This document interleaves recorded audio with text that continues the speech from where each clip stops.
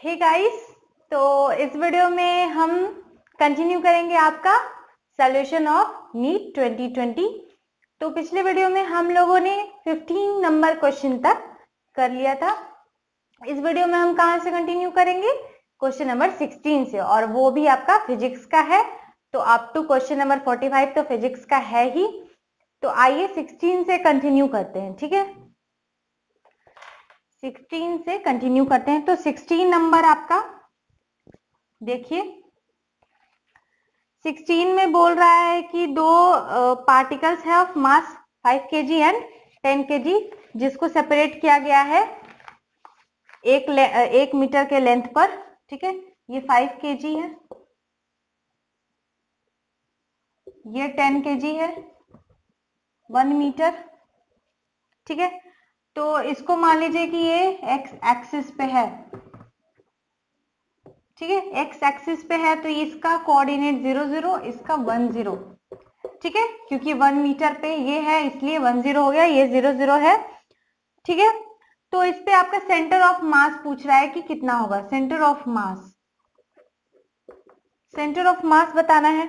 तो XCM यानी centre of mass is equal to M1 x1 plus M2 x2 by M1 plus M2, ठीक है। तो M1 आपका 5, coordinate 0, x1 0 plus M2 10 into x2 1 by M1 5 plus M2 10, 5 plus 10 यानी 10 by 15, that is 2 by 3। ये आपका आ जाएगा 0.667 metre is equal to 66.7 centimetre, which is approximately 67 centimetre, ठीक है। इसका मतलब इसका ऑप्शन नंबर आपका 2 करेक्ट है। 2, ऑप्शन नंबर 2, 16 का 2, 67 सेंटीमीटर, ठीक है। सेंटर ऑफ मास का फॉर्मूला लगाया है हम लोगों ने, हो गया। चलिए 17,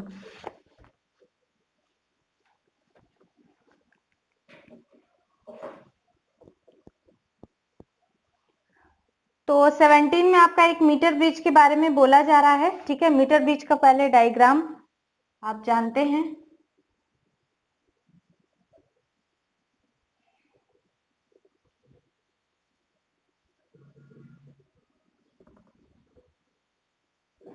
ये आपका बीच में गैल्वेनोमीटर कनेक्टेड होता है, ये नल पॉइंट हो गया।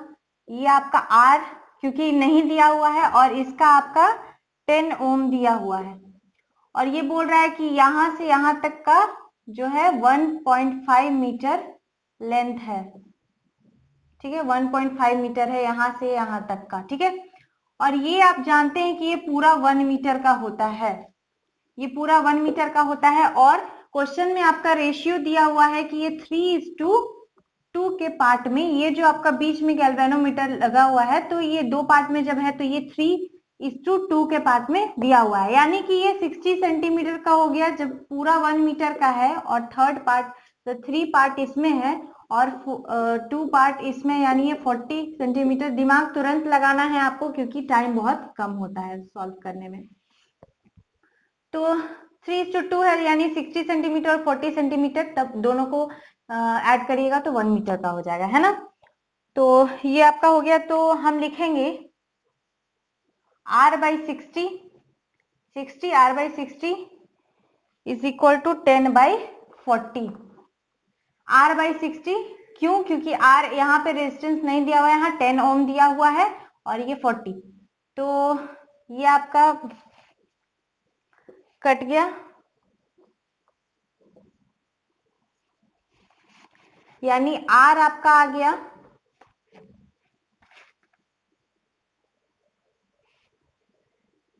15 ओम। R जब 15 ओम है यानी कि 15 ओम के लिए 1.5 मीटर है, तो 15 ओम के लिए 1.5 मीटर है, यानी अब 1 ओम के लिए अगर हम फाइंड करें, देयरफॉर 1 ओम, क्योंकि आपका क्वेश्चन में यही पूछ रहा है, तो इसमें 1.5 बाई 15, तो ये आपका 10 टू द पावर -1 मीटर, यानी आपका 17 का ऑप्शन नंबर 1 करेक्ट है। That is 1.0 into 10 to the power -1 metre. इसको आप 1.0 into 10 to the power -1 metre भी लिख सकते हैं, क्या फर्क पड़ता है 1 से मल्टीप्लाई करने पे। तो जब 15 ओम के लिए था 1.5 मीटर यानी 1.5 मीटर, तो 1 ओम के लिए डिवाइड कर देंगे। ये तो आप बहुत अच्छे से जानते हैं, सब बच्चों का क्वेश्चन है ना। तो चलिए नेक्स्ट क्वेश्चन 18।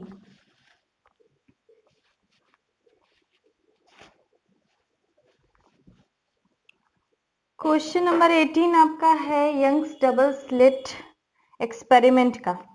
बोल रहा है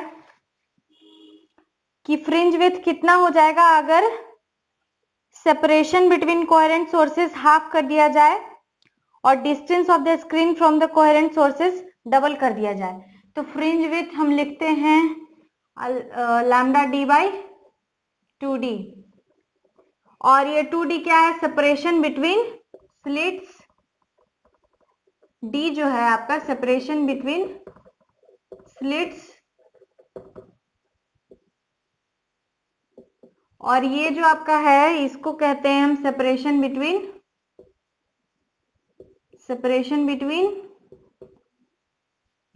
slit and screen, separation between slit and screen. तो अब ये बोल रहा है कि इसको जब हाफ कर दें, यानी ये हाफ हो जाए, ये हाफ और ये डबल, ये डबल, तो ये जब डबल हो जाएगा यानी 2d हो जाएगा और ये d हो जाएगा, ठीक है। हाफ कर देंगे तो फ्रिंज विड्थ जो न्यू होगा आपका वो क्या हो जाएगा, alpha D lambda into 2d by d। तो इसको अगर हम लिखते हैं तो इस चीज को हम क्या ये भी लिख सकते हैं बीटा इंटू 2, ये 2 इधर कर देंगे यहां ले जाएंगे तो beta into 2 by sorry is equal to lambda D by D हो जाएगा ना, 2 उधर चला जाएगा तो 2 beta is equal to lambda D by D. तो इसको भी हम 2 इधर अगर कर लेते हैं, 2 यहाँ कॉमन ले लेते हैं इधर, तो लैम्डा डी बाई डी हो जाएगा ना। तो ये वही है ना, इसका मतलब इसको हम 2 बीटा ले लेंगे, यानी 2 into 2 beta is equal to 4 beta, यानी 4 टाइम्स। इसका मतलब आपका जो 18 का ऑप्शन है, 18 का ऑप्शन नंबर 2 करेक्ट है। 4 टाइम्स, 4 टाइम्स बढ़ जाएगा ना, देखिए लैम्डा डी बाई डी के जगह हम 2 बीटा ले लिए, क्योंकि इसका यही है ना, यही सेम चीज है, इसका वैल्यू ये रख दिए हम, तो 2 इंटू 2 बीटा हो गया। तो ये 4 टाइम्स इंक्रीज करेगा अगर ये डबल और ये हाफ कर दिया जाए। Next question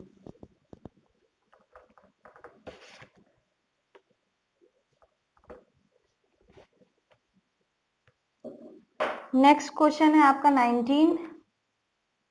A charged particle having drift velocity of इतना in an electric field इतना has mobility।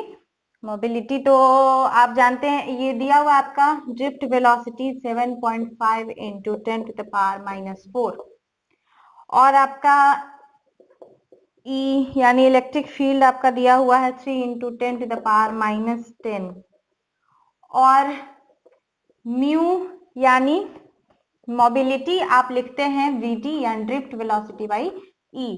तो आपको सीधे फॉर्मूला पर जाना है।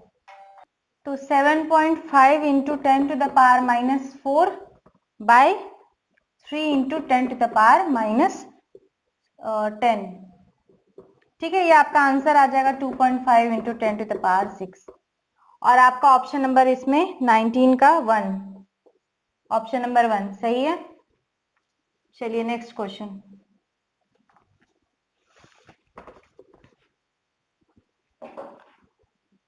ट्वेंटी। तो 20 आपका स्ट्रेस का डायमेंशन पूछ रहा है। स्ट्रेस का डायमेंशन पूछ रहा है तो स्ट्रेस को हम क्या लिखते हैं? Force by area. Force by area लिखते हैं तो ml t minus 2 by L square, यानी ml माइनस 1 t माइनस 2। ये आपका स्ट्रेस का डायमेंशन हो गया। इसका मतलब ऑप्शन नंबर आपका 20 का 3 करेक्ट है। थर्ड ऑप्शन हो गया होगा।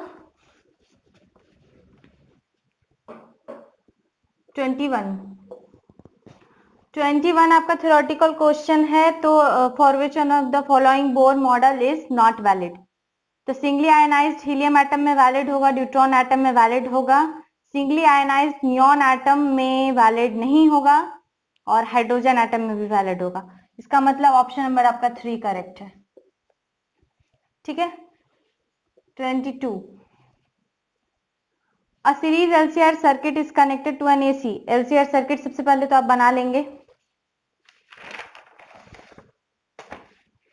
एलसीआर सर्किट कैसा होता है?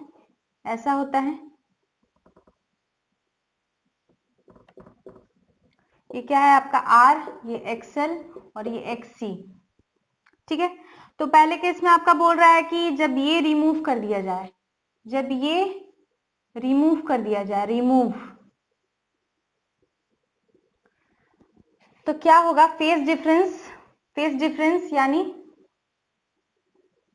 tan phi phase difference is equal to XC by R। ठीक है। तो यहाँ पे आपका जो है पाई बाई 3 हो जा रहा है ना, तो tan pi by 3 is equal to XC by R। तो XC is equal to √3R। अब सेकेंडली आपको बोल रहा है कि जब ये रिमूव कर दिया जाए, जब ये रिमूव कर दिया जाए तब क्या होगा फेज डिफरेंस? तो इसमें भी आपका tan phi is equal to XL by R हो जाएगा। तो इसमें भी tan pi by 3 is equal to XL by R, यानी XL is equal to √3R। ठीक है। अब पावर फैक्टर पूछ रहा है आपका, फाइनली पावर फैक्टर ही पूछ रहा है, वही आंसर देना है। तो पावर फैक्टर को पहले इतना हो गया। चलिए पावर फैक्टर, तो पावर फैक्टर को हम cos phi लिखते हैं, cos phi। तो R बाई ये आपका हो जाएगा √R² plus XL minus XC का स्क्वायर। तो XL और XC आपका √3R दोनों सेम था, तो दोनों माइनस हो जाएगा तो आपका 0 हो जाएगा। तो यानी R बाई R यानी 1। ठीक है। पावर फैक्टर आपका cos phi is equal to 1। Power factor ये हो जाएगा। ये आपका 22 था ना, 22 का ऑप्शन नंबर आपका करेक्ट होगा, सेकंड, 22 का सेकंड। ठीक है, हो गया होगा।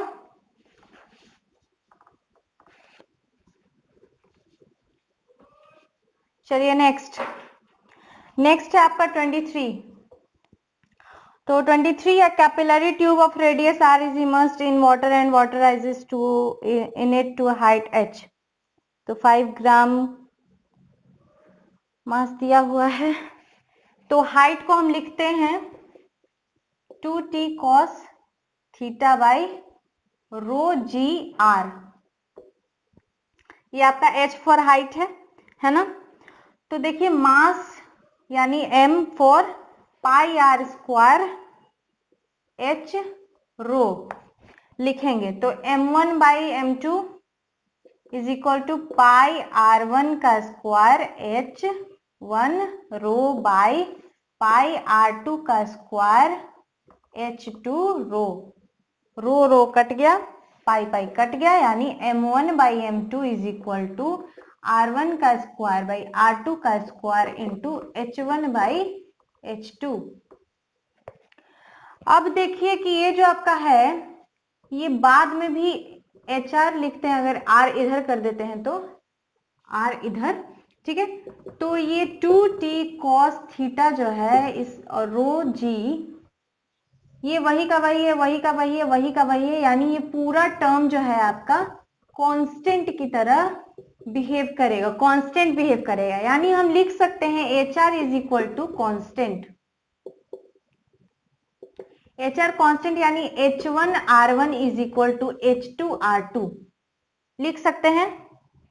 तो जब H1 R1 is equal to H2 R2 हो जाएगा तो H1 by H2 is equal to R2 by R1। अब देखिए H1 बाई H2 का वैल्यू हम यहाँ R1 बाई R2 पुट कर देंगे, यानी M1 आपका दिया हुआ है मास 5, तो 5 by M2 is equal to R1 का स्क्वायर बाई R2 का स्क्वायर इंटू H1 की जगह R2 और H2 की जगह R1, यानी R2 बाई R1। तो ये स्क्वायर कट गया, यानी आपका जो मास M2 है, M2 आपका कितना आ गया, M2 आपका आ गया 5 इंटू 2 10 ग्राम, ठीक है।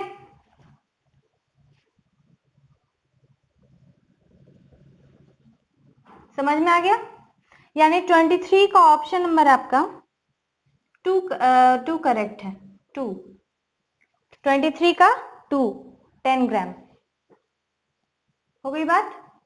चलिए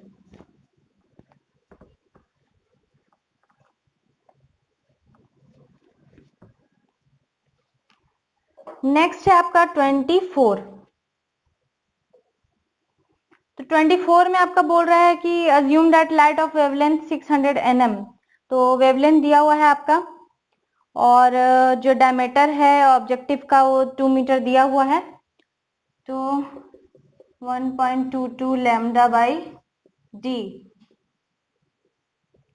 ठीक है, यही फॉर्मूला है आपका, याद है फॉर्मूला। तो 1.22 इंटू लैम्डा दिया हुआ 600 nm, तो 600 nm को मीटर में अगर चेंज करेंगे तो 10 टू द पावर -9 करेंगे, और डायमीटर आपका दिया हुआ है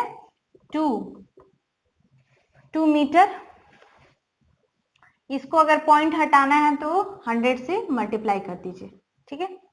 तो आपका कितना आ जाएगा 3.66 इंटू 10 टू द पावर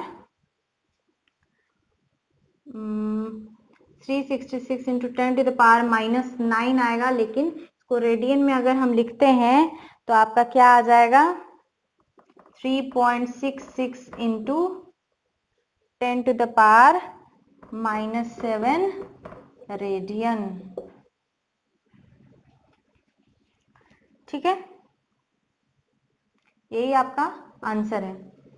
ये आपका ऑप्शन नंबर 24 का आपका करेक्ट होगा 4, 3.66 into 10 to the power -7 radian. ये पॉइंट हटा है, कंफ्यूज मत होइएगा, ठीक है। चलिए नेक्स्ट क्वेश्चन 25।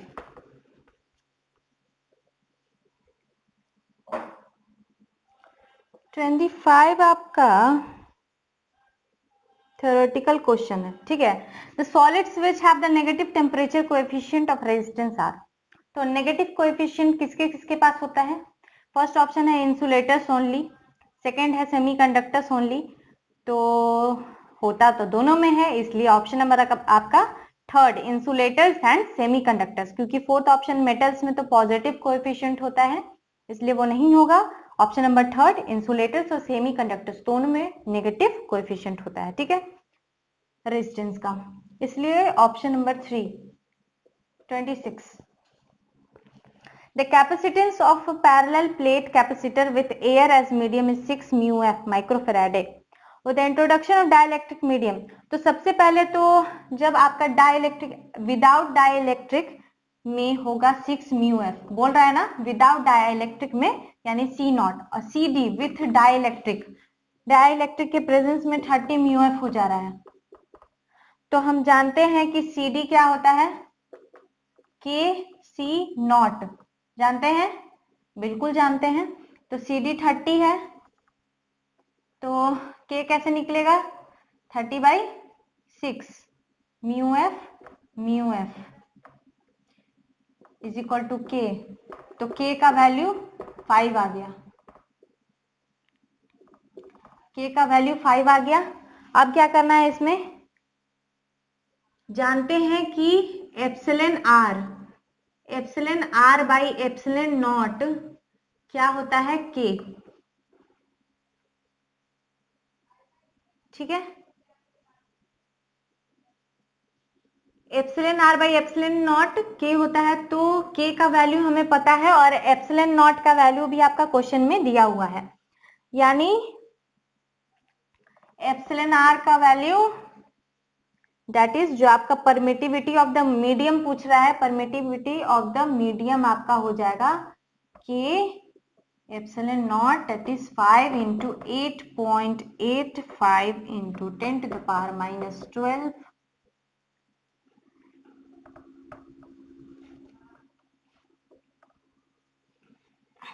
ठीक है। तो आंसर आपका आ जाएगा 0.44 इंटू 10⁻⁻10,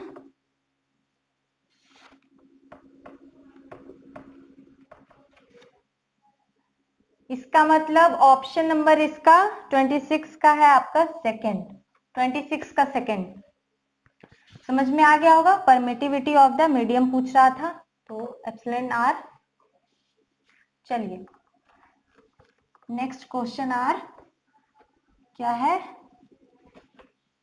27 है आपका। तो 27 में बोल रहा है कि डीएनए को ब्रेक करने के लिए एनर्जी जो है 10⁻⁻20 जूल है, तो इसको इलेक्ट्रॉन वोल्ट में चेंज करना है, यानी जूल से इलेक्ट्रॉन वोल्ट में हमें एनर्जी को चेंज करना है। तो एनर्जी को चेंज करना है तो एनर्जी का पहले कितना दिया हुआ है वो लिख लीजिए। तो हम जानते हैं कि 1 इलेक्ट्रॉन वोल्ट में 1/1.6 इंटू 10⁻⁻19 जूल होता है ना। तो 1 जूल में, सॉरी,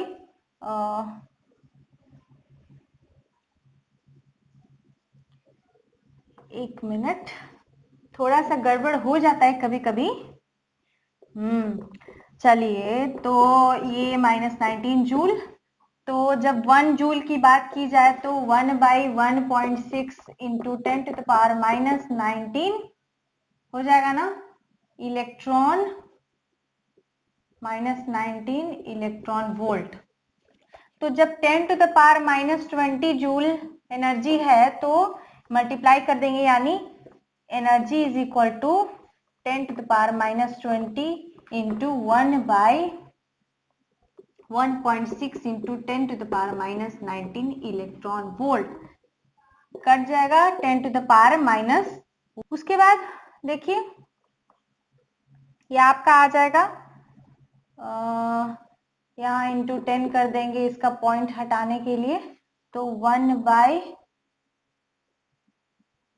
1/16, ठीक है। तो 1/16 इलेक्ट्रॉन वोल्ट होगा, ये आपका आ जाएगा 0.06 इलेक्ट्रॉन वोल्ट, यानी आपका ऑप्शन नंबर 27 का सही है, सेकंड। नेक्स्ट हो गया, जल्दी करिए, हो ही गया होगा, है ना। तो 28 भी आपका थ्योरेटिकल क्वेश्चन, ये सब टाइम जो है बचाने के लिए दिया जाता है, ठीक है। तो increase in width of the depletion region in a PN junction diode is due to, first answer that is reverse bias only, जानते हैं आप, option number 1।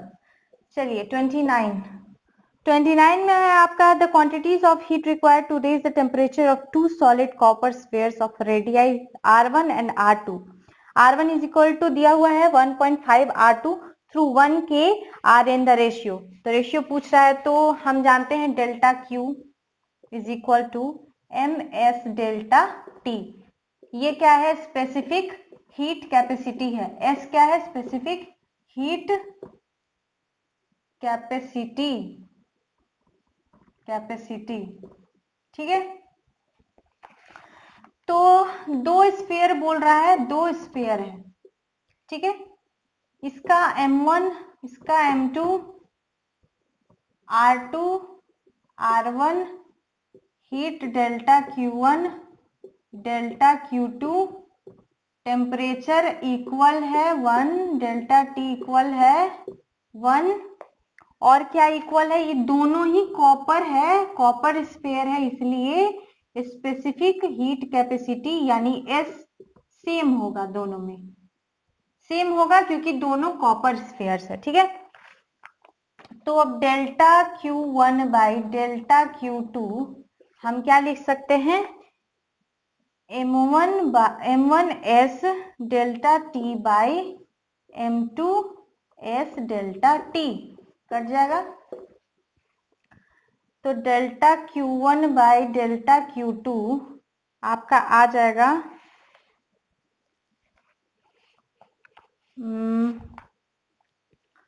Row 4 pi by 3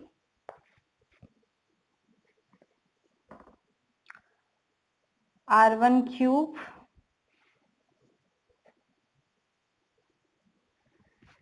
density है, ये डेंसिटी है, ठीक है। तो ये आपका रो रो कट गया 4, तो आपका ये delta Q1 by delta Q2 आपका हो गया R1 बाई R2 का क्यूब। लेकिन आपका दिया हुआ है ना कि क्या दिया हुआ है कि R1 जो है आपका 1.5 R2 है, ठीक है। तो R1 by R2 is equal to 1.5 is equal to 3/2 है ना। 3/2, 1.5 को 3/2 लिख सकते हैं। तो 3/2 यहाँ पर हम लिख देंगे 3/2 का cube which is 27/8 and option number 29 का है आपका 4 करेक्ट है। 27/8 समझ में आ गया होगा।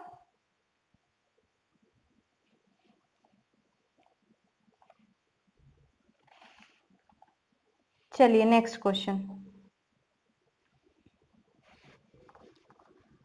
Question number 30।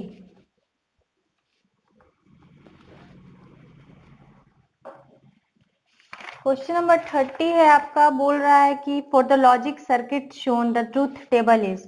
तो आपका 30 में दिया हुआ है, कुछ इस टाइप से दिया हुआ है।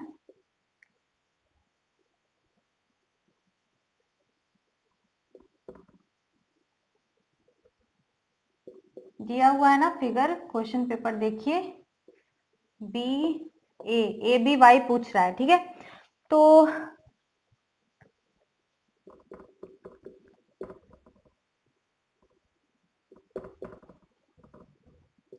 Not y is equal to bar plus r, तो y is equal to A B हो जाएगा, यानी ये ए एंड डी गेट है, ए एंड डी गेट है, यानी आपका option number 4 A B Y 1 1 1 होगा, ठीक है।